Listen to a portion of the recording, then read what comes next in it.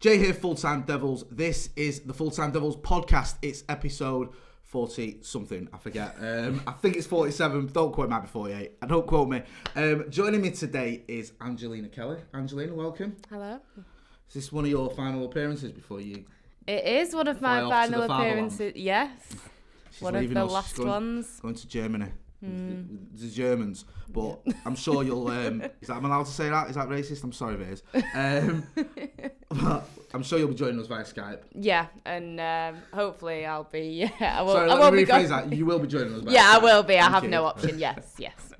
And also with us is Casey. How are we billing you? Is it Casey from Stretford Paddock? Yeah, Casey from Stretford Paddock. Yeah, well, you get a message of Steve, you don't say that, saying, why did you go on Full Time Devils and not talk about Stretford Paddock? Message by subtly, like something thrown at my head. Yeah.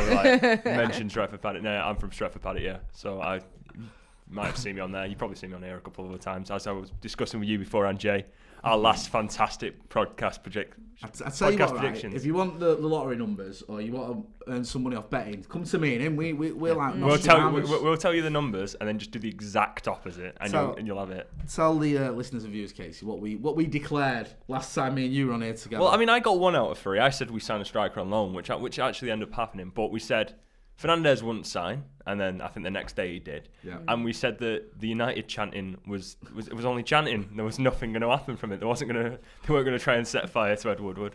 And then some flares got thrown at his house. It was literally like the podcast got published, and then an hour later it was dated. It was wrong. It was just wrong. We were so sure as well when we said it. We were so like, we're definitely not gonna. I was like, we're not gonna sign a midfielder. What are people getting deluded for? We're not gonna sign Bruno Fernandes. But we did, and I also have to add that this is being recorded just before the Brugge game. So if you're wondering why we've not talked about Igalo's hat-trick or Rashford's shock appearance, Rashford and Pogba's amazing recoveries, then that's why. On the subject of Pogba, because funnily enough, he's been in the news again lately. No. Now, Steve and McCullough have done a bit on this on McCullough and House and Uncensored, so I'm not going to go too much into it, but I just will say a couple of things or ask a couple of questions. Ollie sort of, in his last press conference at the time of recording again, said he almost didn't know when Pogba was going to be back, which is slightly worrying because we've gone from he's going to be back in 2 weeks to he's going to be back in February to we don't know when he's going to be back. Casey, I'll start with you. Simple question. Do you think we'll see him in a Manchester United shirt again? No, I don't think so. I don't think we will. I think if we do see him, it might be like the one appearance at the end of the season. Really? Yeah, because I feel like it's just one of those ones where it's obviously an injury which many people have before. I'm just gonna make sure the mic's there. Sorry, it's me. Yeah, Jay's making sure I'm speaking to the mic. But it's an injury we've seen before, so there's obviously a time period that they should know that. Yeah, it's a surgery. I can't remember exactly what it was on. It was his ankle. Ankle surgery. So there's probably like a time frame, which I think was before the end of the season. So we should see him back. So Solskjaer, I think, would say, yeah, you might get him a couple of games at the end of the season. Like he would definitely say something if we were going to see him again. And I feel like at this point, it's just a matter of if someone stumps up the cash, he's out the door. And there was a rumour going around that, well, not a rumour, a story. Well, a story in the Daily Mail is a rumour. Let's have it right. Get more sense out of me, junking uncle. But there was a story that he might be available for a cut price deal in the summer. Do you think United would do that? Do you think that, regardless of whether we see him play much more football for Manchester United, do you think in the summer A, he's going to go and B, a cut price deal could be on the table? I mean, obviously you don't know what they're going to do. But in my opinion, I'd just take anything to get rid of him. I just think he's... Really? Yeah, I mean, it's like I get people's argument, for him and stuff like that, and I don't think you can deny that when he's good, he's fantastic. Like, you can't deny that. We've all seen that. But I just feel like the vibe with him, it's just everything is just so toxic. Like, at the end of the day, let's be honest, he's putting on Instagram all of his training that he's doing. He's not doing that to get fit for Manchester United. Because if he even cared an iota about this club, he wouldn't be saying the things that he says. He wouldn't be allowing his agent to be saying what he said. And we talked about it on the phone in after the Chelsea game. Me and Scotty were we were both like very heated and passionate about our dislike for Pogba, really, to be honest. But your agent is a representation of you, and that agent needs you more than you need them, to an extent. And if you employed somebody to help you out and they were saying disrespectful things about your manager, your club, you'd pull them to the side and say, what are you doing? He's got to have been given some kind of, say what you want kind of thing, because you wouldn't jeopardise your business by pissing off your player. Do you know what I mean? And I just think the whole vibe around him, everything, it just feels toxic to me. I think he's getting himself ready for the Euros. Don't think he particularly cares if he'll play for us again. Maybe just, I don't know, maybe from a fitness perspective or something, he might show his face once or twice, but he will not want to risk not making those Euros. So it's a shame. Part of me with Pogba thinks there is an element here of you almost reap what you sow as Manchester United Football Club, and I'll explain what I mean by that. We got Pogba from Le Havre when he was a teenager, and Le Havre kicked off about it because they'd had him as a youngster, a real youngster, and we'd come in and gone, right, we'll take you to our academy, and they were annoyed because they felt they'd sort of done the hard bit with him, getting him as a very young lad into a sort of teenager and an older teenager who was progressing and obviously looked set to become a superstar, even at an early age, I think 14, 15. You could tell that he was going to be one of the world's best players. So we got him then. We had him. Now, he kicked up a fuss and he left. Not only kicked up a fuss, he didn't want to stay. He was offered a contract, he didn't sign it. He linked up with Raiola quite early. And Fergie says in his book, him and Raiola just didn't see eye to eye. They weren't happy with the fact he was with Raiola, but obviously it's entitled to work with whoever he wants to. Work with Raiola. Didn't want to sign a contract with United. Didn't want to stay at United. He then went to Juve. And when he was at Juve, he said a lot of sort of disparaging things about Fergie and the way he'd been treated and United in general. He was like, he went back to the Blackburn game where he was sat on the bench and we had Raphael and Phil Jones in midfield. He talked about how Paul Scholes came out of retirement and he wasn't given a chance. Now, I watched a lot of Pogba at that time for the academy team, and he was fantastic. And I saw him for the first team a few times as well. I remember at Leeds and at Elland Road, and he was good. But I can understand why Fergie wasn't ready to throw in him every week. I think with Pogba as a young player, he stood out in the young team because A, he was an excellent footballer, but B, physically he was a lot stronger and faster than the other players as well. And he didn't quite have that physicality as an 18-year-old going into Premier League football. So I can understand why you'd want to wait a little bit and sort of bring him in slowly. It made sense to me that, but he wasn't happy about it. And he went to Juve, which I get, fair enough, big club, big money. There's no harm in that. And I think that's the time when you can say, okay, when everyone walks away sort of semi-happy. But then he comes back to United. We paid big money for him, 89 million quid, basically because City weren't willing to pay that. There's this story of him coming back home and all this rubbish. He didn't. He came because we paid enough money to get him. It wasn't a case of he was desperate to come back to Manchester United. No. And he came with Raiola still his agent, an agent that we'd all had problems with, or we'd had problems with. And then I always felt when Pogba came back and we had Mourinho at the same time, we'd get 3 years out of the pair of him. But during that time, we'd win something, like we'd win a title, or I know it sounds deluded, but maybe even the Champions League. And then they'd both move on. Now, Jose's obviously gone. Pogba wants to go.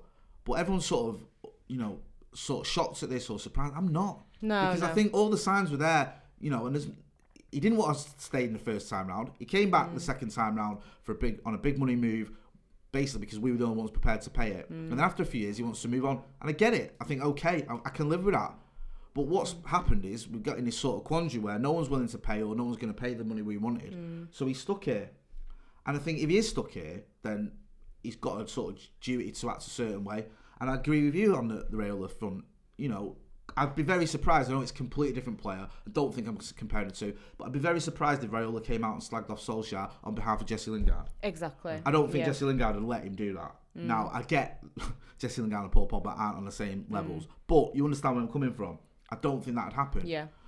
So I think Pogba, who is an intelligent lad, he's not some idiot. No, not at all. Don't dismiss him as just some thick footballer who doesn't know what day it is. He's not. He's a clever lad. Yeah. I don't see him just going, what? He's done what? Raiola said that? Oh, mate. I had no clue that was going to happen. I don't. Yeah. I think he either knew about it beforehand or he encouraged it. I think either way, it's with He's his not blessing. turned around to him and said, listen, at the end of the day, I want to still show a little bit of respect to the club for the fans. I don't really want to be slagging off my manager because he's still my manager. When we leave, say what we want to say maybe, but whilst I've still technically got the shirt on, let's just leave it. Like, do you know what I mean? Yeah. I mean, me and Raiola's been doing his best impression of someone's like, drunk relative at a party that just kind of gets a bit too much, and he's just like in a corner shouting at people. What was it? Scotty said some like recently divorced woman who's had a few wines on Facebook. My favourite one is the one where Gary Neville was just like, maybe you should just stop talking and just calm down, and he was like, no, Gary Neville, it's like you're not successful. If you were successful, Salford would be in the Premier League, and then everyone on the Twitter was like, they literally cannot be in the Premier League. Like, mathematically, there are not enough promotions for them to be in the Premier League right now. They would only be in the Championship at most. It's like when he said, I'm not talking about Ole Gunnar Solskjaer. You are. In it. That sentence makes no sense. Yeah. As you're saying that, you're talking about him.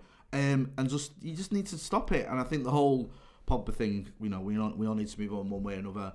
Okay. We've got, in my opinion, Fernandes, who's I think has been brought in as a replacement for Pogba. I hope we do get more midfielders in. I don't think that's enough, but I'll be glad when all this is over. I'll be sorry to see him go because I don't think he quite lived up to the expectations a lot of us had. Despite some success, I don't think it was quite the move that we all hoped it would be. Mm-hmm. But I think as a club, we need to move on, and as a player, it's just a toxic situation, and everyone needs to just have a clean slate. I think it's sad. You know what I saw as well? This is a bit off piece, but I saw pictures of Raiola. I was looking at pictures of Raiola. That's what I do in my spare time. Do you know what I mean? To make memes. Yeah, to make memes. And he was like posing for selfies with all the Juve fans, and I just thought, well, the world's, football's got mad on it. It's just like he's a star in his own right.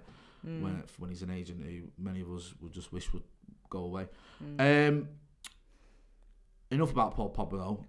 Let's talk about something much more cheery. Odi Nagalo. Oh. I think, have I showed you? Where's my phone? Let's have a look, shall we? Day sign. Yeah. Now, as I said, we don't know how he's done against Brugge. I presume he's banged him in. Yeah. But, one thing about Odi Nagalo is he's like the opposite of Paul Pogba. Yeah. The anti-Pogba. He does want to be here. None of us wanted him. Now he is here. We've got him. Are you happy about that, Ange? Yeah, I think when we signed him, everyone was a little bit like, hang on, because I don't know, you kind of see China as maybe like a bit of a big money retirement home, and the fact that he's so young and he's already in China, you kind of think, hang on a minute, what's going on retirement here? home where the handrails are made of gold. Yeah, exactly. You're just thinking, oh God, it's a bit worrying. But at the end of the day, I'll take anybody that wants to play for the club, wants to put the shirt on, is passionate about it, cares, wants to do well. And I think that's a really good recipe for, a decent player. Is he, he's not going to necessarily, well, you don't know, he could be banging in goals every week. You don't know. I guess he's a bit of a wild card because we don't necessarily know everything that he can do. But I just think if you've got somebody that's enthusiastic, that actually wants to put the shirt on, let him crack on and see what he can do. Okay, so I mean, when you, like you said, when we signed him from China, I was like, well, is he going to be on? Is he going to be sharp? Is he going to look like he's on form? But you've seen everything. The day he signed, there was 50 Instagram things of I've signed for United sort of thing. But then he showed, obviously, he went to the Taekwondo Centre. He got his fitness up. He obviously has that willingness to play, and he seems to be a different option.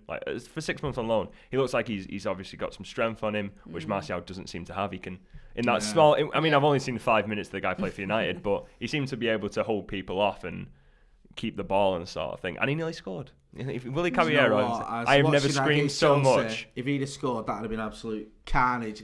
To be fair, he should have scored. I think he's rubbish. He needs to move on. Yeah. Joking before the comments start. We have got one eye on the summer already. I know it's a long way away, but Jadon Sancho's had another stormer. We saw Erling Haaland banging one worldie in. Do you see us getting any big names in the summer? Because we did a thing the other day. It was talk of Grealish, maybe Sancho or Maddison. Haaland even could still be on the table, I think. Can he go again in January? I think Sancho's the one that everyone's going to be wanting. I feel like a lot of clubs are going to come in for Sancho. Yeah. I feel like it's everyone keeps saying, it's between United and Chelsea. I don't think you've even factored in the fact that Real Madrid probably will want him. Barcelona, obviously today, actually they won't want him anymore. They've just signed Martin Braithwaite from Leganes. I read that notification came up on my phone. And I was like, no. The rest. I have very strong feelings about the entire situation, and it's really annoyed me. And Why? Just the entire situation with Martin Braithwaite is that.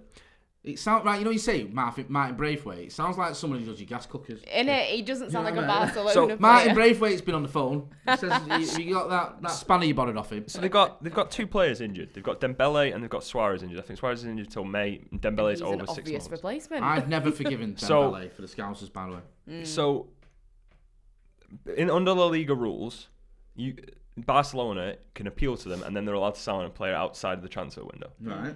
But the fact is that then they also have the rule in La Liga that the players have to have a release clause in the contract. So Barcelona can literally then go to any club and be like, yeah, we're going to buy your best player. So they went to Leganes. I mean, he's not really scored that many. He's got like 6. But they've gone to Leganes, who are struggling relegation. Like, yeah, we're going to just buy a player. We're going to pay 60 million. And now you cannot get a replacement. So now that instead of... And I don't get... Are you inferring, Casey, that there's maybe some form of... I just don't corruption. I just don't. Biasness. I just don't see the point. Like every other team in the favoritism. Like when we got injuries, we had to promote youth. When other teams get injuries, they have to promote youth. Why does it have to be that Barcelona can be like, yeah, I'm going to go sign the best player from Barcelona's youth like La Masia is meant to be like the best. It's like one of the supposedly one of the greatest in Europe. It's a bit like that shower from down the road, though, isn't it? It's like City have got this amazing youth academy and they spent £200 million on the facilities, and you've got all these amazing youth players, and yet, you know, he brings on Phil Foden in the 89th minute when they're 5-0 up just to tick a box. So yeah, I think there's an element of that with Barcelona. It is, and you see it and it's deflating, and you think, yeah, give him a minute, and they'd be buying out Jonathan Kodjia and getting him back on loan from Aston Villa. Didn't we get Andy Gorham no once? I saw Macca tweet something. Didn't we get Andy Gorham out of the transfer window, or was that? Am I imagining that? It's not quite the same. I just don't get the situation. It's obviously it's angled towards a bigger team being able to just raid a lower league club. The lower league club now doesn't have their best striker, and they're struggling and fighting relegation. And then there's all the youth players who just don't get promoted. Listen, enough about corruption and bending the rules and all that sort of stuff. Let's talk about Manchester City and FFP. And do you think that anything will come of this? I've just read something as I came in. Okay, so go on then. Okay, so I think it's the president of PSG, who is on the UEFA committee, has been charged by is been under investigation by a Swiss court for bribery. So I think City are getting off with it. The City PR machine rivals the Neil Ashton one in terms of trying to paint this multi-billion-pound plaything from a horrendous regime that's just being used for sports washing as some sort of that's broken all these rules that they signed up to voluntarily to go along with. They've willingly broken them, then cut the books, then lied about it, and now being painted as some sort of victims by horrible UEFA who've picked on him. Evil UEFA, yeah. I mean, UEFA last time. I don't like UEFA. I'm not a big UEFA fan, but I think if you don't like them rules, don't sign up to them. But the fact was, is the first time they had this, they had it against PSG a couple of years ago. PSG sent 8 lawyers. UEFA didn't even send a representative to this court of arbitration for sport. Work placement went with him. Well, we need you to go there and sort this out. So, like, could you imagine City? What? City have the backing Stop making them brews. Go on, you've got City have the backing of the United Arab Emirates. They have the backing of China. They have the backing of some like companies in America. They're going to send like 30, and there's just going to be one UEFA lawyer there like, I want to say something. It's like, now after him, if number 15's got something to say, we'll wait a minute, then we got number 16, and then you in about half an hour, maybe 2. It's going to be like proper, like, I'm going to want to say something, but I've left my thing at home. It don't matter. You know what? It's well, yeah, everything he said, he's lying. We're 7 days in, and City still haven't finished their opening statements. It is. And do you see any chance of City? Because everyone I speak to just thinks City are just going to get away with this, if that's the right term. All I'll say is, I don't know, money talks, doesn't it? I guess. I mean, every part of you is hoping and praying. And it's not even just for the whole, like, oh, could United get in the Champions League, blah, blah, blah. It's not even that. It's just for the dislike of them to just see them not be in the competition for 2 years. Because that is, like, the last kind of thing that Guardiola has to tick off his list at City. It's weird for Guardiola at City because I don't think he's getting the love that he wants. No, from not the footballing world, and I don't think he will. And I'm not just saying he's a bit of red and all that, but you saw it after the FA Cup final last season. They beat Watford 6-0 in the final. They win the domestic treble, and and you think, he's sat there expected to be sort of lauded over and congratulated, and instead he gets questions about financial irregularities, and you can see he was annoyed. And then this season, the Scousers, and I'm not happy about this in any stretch of the imagination, but they've looking like they're going to go one better than the City Centurions, forgive me for using that word. So that sort of put a damper on his achievement in a way, because it's like Klopp's done it a bit better. And I just don't feel he's getting that love. And this, again, with FFP and the way that the City being perceived, I don't think he's going to be... It's not how it was in Barcelona for him, is it? Yeah. And I don't think he's ever really recaptured what he had in Barcelona, to be honest. Like, he's gone to Bayern Munich. And this is the thing where I've had so many discussions with, when you look at Guardiola, minus Barcelona, obviously, like, he's done great things at City, but he's still not managed... Before, they'd already won the Premier League before he got there. They've still not managed to get that success in Europe with him. And you look at how well he did at Barcelona. Of course he was going to do well at Barcelona. He pretty much grew up there, played for them, knew how the system worked. Obviously, there's other controversial things I won't bring up about what he was doing in Barcelona. And there's one Lionel Messi. The fact that his one doctor Lionel Messi was done for whatever he was done for, and then he still continued to use it. I ain't saying nothing, but right, yeah. Okay, yeah. Allegedly. Yeah. And then he went to Bayern Munich. It didn't really take off there. He's come to City, and yeah, you have to say he has had success, but he's still not ticked that box for them. And that's where he kind of, I think he gets like lauded as, and maybe more from like Barcelona fans and like Spanish people, like lauded as this amazing manager, and I don't think he's necessarily ticked all the boxes. Let's ask you a question then, right? I know I'm going to get pellets for this, but I'll ask you anyway. Is Luis Enrique one of the greatest managers ever? For the is it the trouble winning with? He had an even better front line than. I'm just asking that question. Yeah. Because right, you look at it. I remember when Rijkaard was at Barcelona. They won the Champions League in 2006. We knocked them out in the semis in 2008.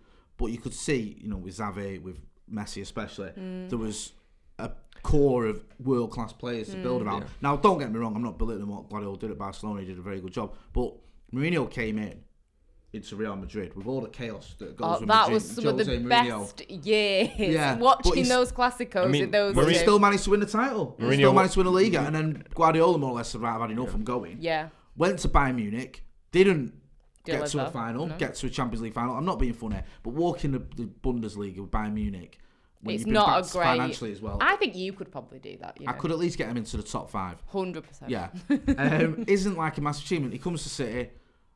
He has a season. The first season, I think they finished 3rd, when he was sort of finding his feet. He's backed massively in the transfer market. Brings in Bravo, doesn't work out, gets rid of him. Brings in Nolito, doesn't work out.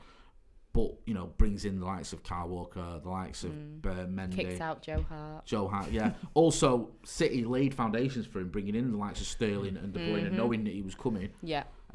Obviously, achieved what he did with the whole 100 points thing and then winning domestic treble is massive. But in many ways, you can argue, because he's had it so easy at so many clubs, I think that's what it is. He has underachieved slightly. I mean, let's not forget, I've heard this criticism about Fergie, that Fergie should have won more than 2 Champions Leagues. And Fergie, there's lots of mitigating factors why he didn't. But you look at Guardiola, the teams he's had, the way he's been backed. I think more. He's only been to 2 finals, hasn't he? I think it's more last season, the fact that they didn't manage to get to that final last season. Wow. I think that for me is when I kind of started looking, thinking, hang on a minute, like he's supposed to be the best thing since sliced bread, and he couldn't get that City team that he had into that final. I can't exactly remember the route that they had.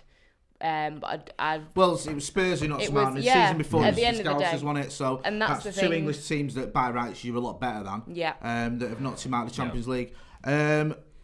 Anyway, enough of City and Liverpool. Even though Liverpool did get beat the other day, which was a nice change. Yeah. Good to see that they took it really well by slagging off.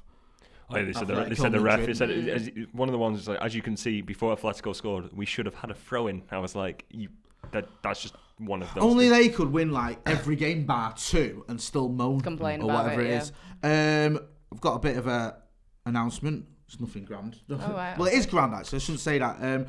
Beer 52. Get a drum roll. Yes, Beer 52.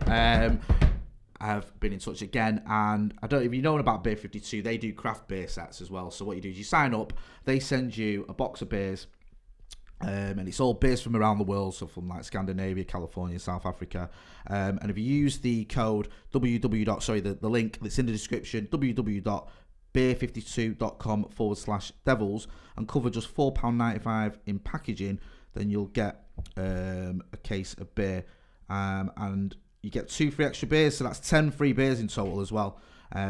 So you get a free case of beer for just pay £4.95 packaging, posted packaging. You can sign up to it, and you can get different beers sent to you each month, but you can drop out whenever you want as well. Obviously, terms and conditions apply. You have to be over 18. I gave some of these beers, 'cause I don't drink. I gave them to my dad, and he was raving about them. So everyone's into craft beers now, aren't they? Yeah. And international beers. No doubt you'll be doing that when you're over in Berlin. Yep. So do check them out. As I said, links in the description. www.beer52.com/devils. Get your case of free beers from Full Time Devils and Beer 52. Looking ahead to the weekend, Yep. Watford. Bit of a funny one, this, isn't it? Because Watford at home, normally you go, yeah, and what? But they beat us away. We have struggled against the so-called lesser teams, Burnley, Palace. And we've just won. So. West Ham, yeah. We've just beaten Chelsea, so in the league, which is sort of our MO this season. And I'll start with you. Do you think Watford could be a bit of a banana skin, or do you think we'll be all right? You know what? It'd be so lovely to be going into this confident after that Chelsea win and thinking, you know what? And what? We'll be absolutely fine. And years what? Since we said that. Yeah. But no, I think if we've learned anything this season is that you can't underestimate teams, especially the way that we have been playing. You can't just, sadly, we can't go into games thinking that anymore. You have to take them seriously. And I think they will be wanting to get, another win over us, of course. And it depends which Manchester United shows up, I think. The Chelsea, Manchester United, or the other one, yeah. If we could play Chelsea every week, we'd be Imagine. top of the league. Yeah. I never thought I'd say that. I used to hate going to Stamford. Well, that was the thing. We got beat twice in one season with them once. Got knocked out of both cups. It used to be like when you'd hear Stamford Bridge, you think, oh, crap, like it's going to be a crap game. I used to see Frank Lampard imploding every It's been a good season. One of my best mates is a Chelsea fan, so it's been great watching him just implode every single. How old is he? Just the same age as me. So 21. Time that wrong, hasn't he? Aye. Jesus. Yeah. It's like being a United fan now, starting to support him now. Yeah. I feel sorry for you, Casey, because you've not had you're old enough to remember, aren't you? The Van Persie era. Van Persie era. I had the stint of like the mid 2000s after the Mourinho first sort of coming in and obviously knocking us off the peg. Don't worry, the good times will return once Gallo hits his. Oh yeah, obviously against his old club. Yes, exactly. I get where you're coming from, Ange, and it is a funny one with Watford because they're sort of on paper this season the exact sort of team we've struggled against. The sort of soak up pressure, the shut up shop, the physical, and the sort of they work well as a unit. And we've struggled with that. We've struggled to break teams down, and we sort of have that sort of 20 minutes of attacking when we have faced teams like Watford, even in the away leg. And then if we don't score, the crowd, especially at home, can get restless, and you can just almost sense what's coming. And it would be really disappointing after such a big win at Chelsea to not get a win against the Watford team that, after their initial bump when Pearson took over, they have struggled, haven't they? They've not done what I think many people thought they would do when he came in, and he thought, he's going to do a Leicester way. He just starts winning every game, like he did at the end of his time at Leicester, winning every game and sort of getting the best out of everyone. They have sort of tapered off a little bit now, and I think that there's no excuses really. We should be able to beat a team like Watford. And one of the big issues, obviously, this season has been injuries, and that could be a factor against Watford as well. What have you made of it this season, Casey, in terms of injuries? Because Ollie gets a lot of stick, but part of me thinks it's deserved. Some of it's deserved anyway, not all of it. But part of me thinks if you look at the injuries we've had, not necessarily the amount of injuries, but the players that have been injured and their importance, do you think Ollie deserves a little bit more, not credit, but a little bit more leeway because he's had to deal with no Paul Pogba for much of the season, no Marcus Rashford, who looks like could be out for the entire season for what's going to be, a big part of the sort of squeaky bum time, as Fergie used to call it. Martial was missing for a few months. McTominay as well. Do you think he does deserve a bit more sort of sympathy? I feel like a lot of the stick that he gets given is obviously his tactical changes, and his tactics are a bit off in terms of substitutions. But in terms of the injuries, I'd say like when you look at the team, you probably would say a team like United should have a lot of reserves. But then if someone gets injured, there should be someone who's easily going to step into that place and do the job. We don't have that. We don't have the luxury of that anymore, really. So yeah, I feel like the injuries have been important. I think one of the bigger injuries that has been sort of overlooked in the senses is Eric Bailly, in the sense of, I mean, this might seem, let me just put this out before everyone says, I'm not reacting to the fact that he played exceptionally against Chelsea. I thought it was fantastic against Chelsea. But I've always thought that the player that should play... It was a very Eric, right? He was good, right? But, and I love Eric Bailly, and he did some amazing things. But there was a touch of Eric Bailly's about him, especially in the first 10 minutes, where you're like, what are you doing? Yeah. Oh, he has a dash in the madness, but it's great. But I do love Eric Bailly, and I think he's sometimes a great player. You just need that. But I always thought that a centre-back like Lindelof or Maguire is best partnered by someone like Eric Bailly. Because the fact someone is, with a slightly because obviously you've got your composed, and here's the guy obviously you've Maguire. Got batshit crazy. Yeah, because that's how lunatic. That's how pirouetting in his own box and diving in 2-footed, but in the opposition's half. There's no logic to it. Yeah, like if you had him and Rowe as your centre back partner. Yeah. Oh my God, could you imagine? That you'd be relegated, I think. Either that or the striking line would end up. You'd be betting each They'd be suspended every week. They'd have no striking line. The other team would go. Like they'd all be broken. But the fact is, that's how Liverpool operate. Like Liverpool have Van Dijk, who's very composed and sits back and everything, and then they have someone like Joe Matip, Gomez, who just like run in and try and tackle. And when they try and get past him, because they're like, oh my God, this guy is coming at me at 100 miles per hour, Van Dijk just clears it up. I do love Eric Bailly. One of my favourite games from Eric Bailly was when we beat Liverpool a couple of years ago, when Marcus got a brace. And Eric Bailly, he scored an own goal, but for me, he was man of the match. And that just summed him up. He scored an own goal, I thought he was man of the match. It was genuine. And he'd not played for months and he came back in. And everyone was like, why is Jose throwing him in? Oh no, this is going to be a disaster. And he was mint. And it was just like, this is what we've been missing, because he is so good. He complements the other centre-backs, like that's what I mean. And then you look at the other injuries. We haven't had a settled midfield for most of the season. Like obviously, we lost Paul Pogba. We finally have hopefully found a replacement for that sort of passing ability in Fernandes. McTominay got injured. Fred obviously started a bit slowly. Matic got injured, or Matic kind of dropped off, but he's come back in and he's looking a lot better. There's never been a midfield three where I've been like, that's settled. They know how to play it together. They've got a good run.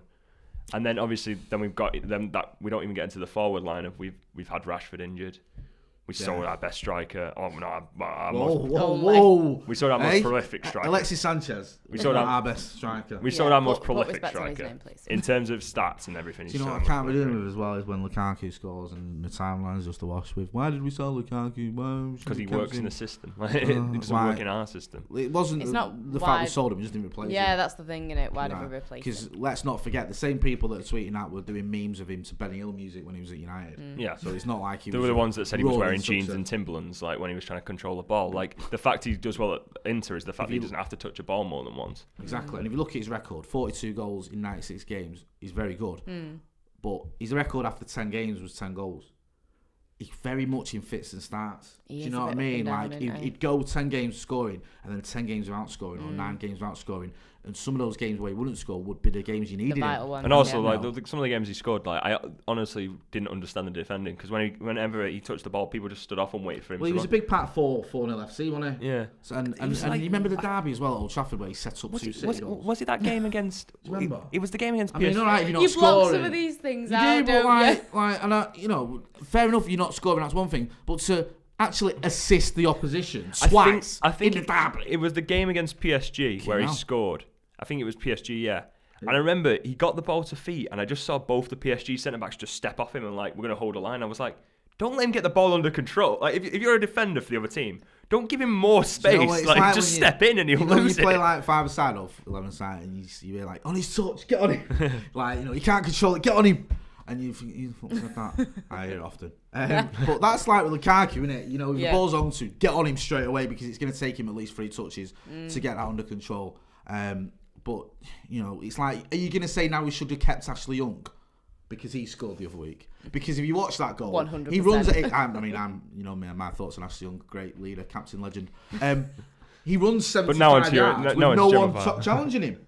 He literally has the full reign of the pitch, and it's like, oh my God, why isn't anyone going to him? He's 30, I think people need to seriously watch a lot of Italian football to understand why these players are doing well. And if you don't, then don't fucking go on about it. Do you know what I mean? I don't watch a lot. He's just basically the thing was Inter's team was built to focus around Icardi, who was very much just got the ball in the box and shot, and they've now just basically taken Icardi out and put in Lukaku, who's very good at getting the ball in the box and shooting. Exactly. But the fact is that the rest of it, they don't need to hold up play because they play like a lot more in between the midfield and the centre backs and that sort of lines. So it's just a system that works for him, and that's why he's scoring goals. The fact is we needed to get someone who can hold it up and then also score the goals, but we just didn't.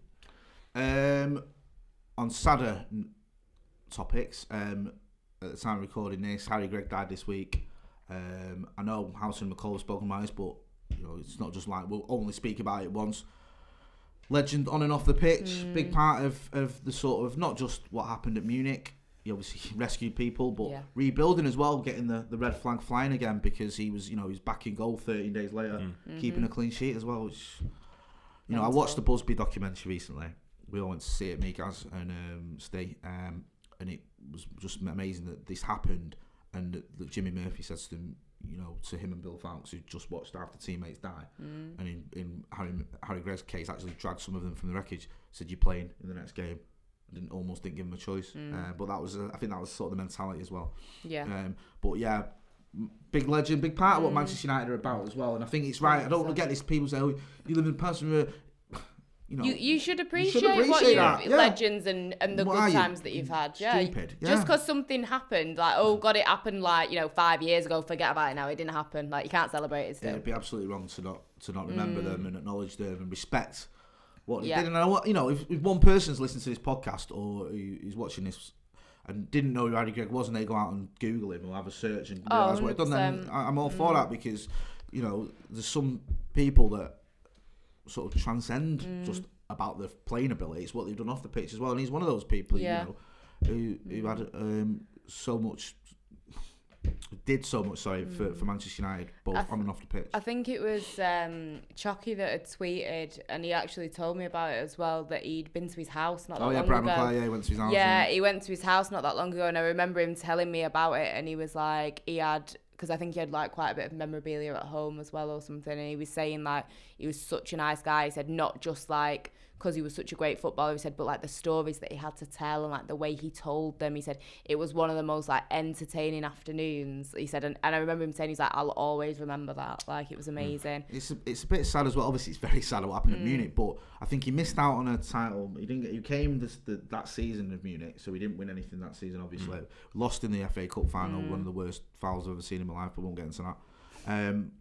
And I think he missed out in the 63 final because he was injured. Yeah. And then by the time we won the title in 64, Alex Stepney, if I'm right, had come in as keeper. So I don't know if he actually got any winners' medals at Manchester United. If I'm wrong, forgive me. I think he got goal. I mean, not at United, but I think I've heard the other day he got goalkeeper of the tournament at the World Cup, which I thought for a Northern Irish keeper was. Imagine that. Quality. Imagine Northern Ireland going to the World Cup now and keep getting goalkeeper of the tournament. Who would that be? That's Alex McCarthy.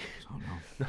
Do you know what I mean? Probably not even saving McCarthy. those medicine Hennessy. balls as well. No, I know that's Welsh. When I you don't know even you're know. out. I can't even. This is my problem. I can't even think of the Northern Irish from 5 yards away. Nah, you're alright. Waterlogged leather ball. Yeah. Diving in front of that, no thanks. I've had a Sondico at me. I feel like that would be a lot, 5 times as worse as a Sondico.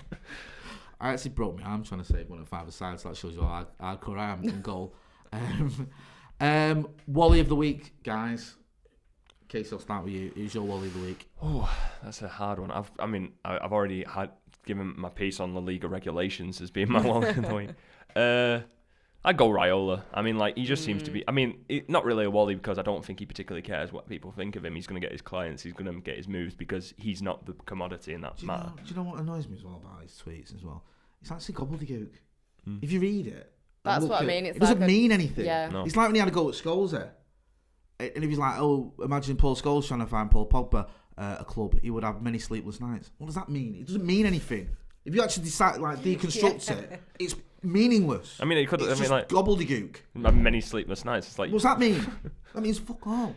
What are you on about? Yeah. Do Do you know what I mean? And then it's like with this thing with Ollie, what are you talking about? He says Doesn't that a mean lot. anything, He says that it's many. nonsense. I'm going to assume it's just like maybe an Italian idiom, and he's just trying to translate it. I get it. He's not, English English isn't throwing it his first straight language, in. and I appreciate I that, think but you'd just- at least get someone to check it Yeah, for you, like- and maybe say, you know what, mate, this actually doesn't make sense. So what If were I you was trying going to to tweet say? something in Italian or whatever, You- I wouldn't just do it. Well, from Yeah. Google Translate, I'd like to say, hang on a minute, does that make Yeah. sense to you?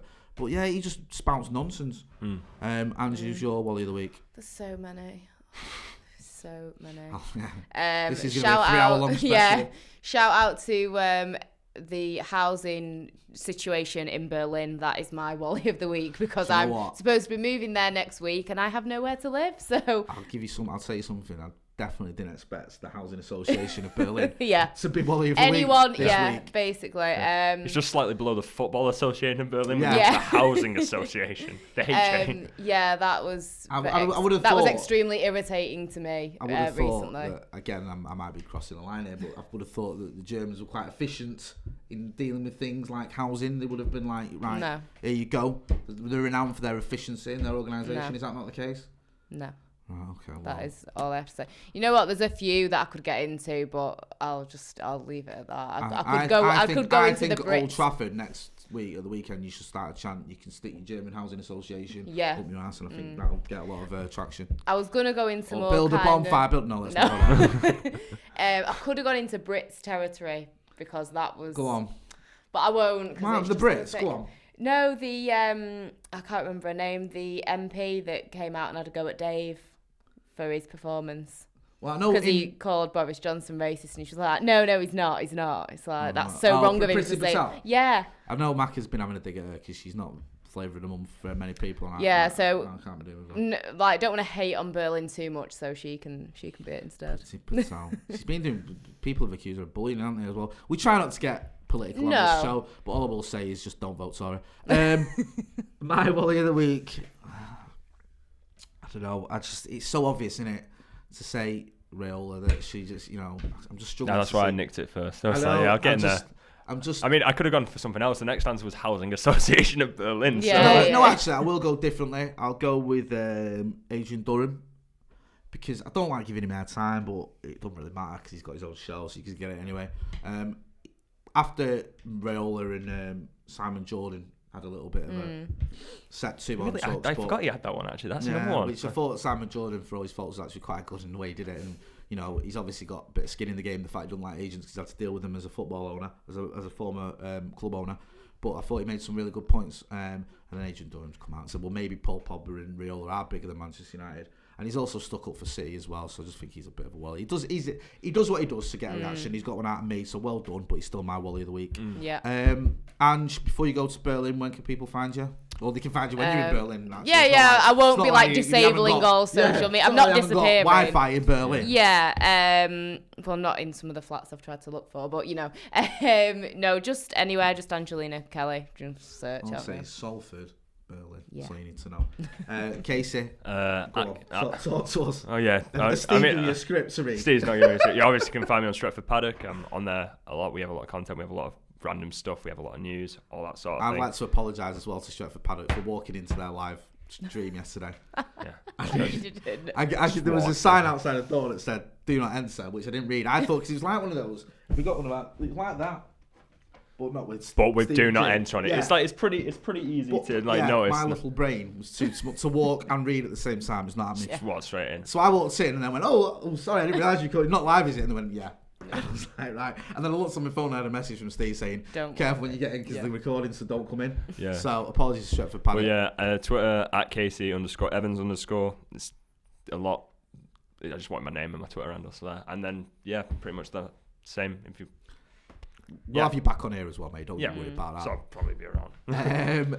Guys, don't forget as well to check out Beer 52. The link is in the description. As I said, you can get yourself some free beers. Make sure that you're over 18. Terms and conditions do apply. But use the sort of link www.beer52.com/devils and get yourself some extra free craft beers. That's been Angelina. That's been Casey. I've been Jay. This has been the Full Time Devils podcast. Don't forget to give us a like, share, and a subscribe. We're on Audio Boom. We're on Spotify. We're on iTunes, and of course on YouTube. Thanks for watching.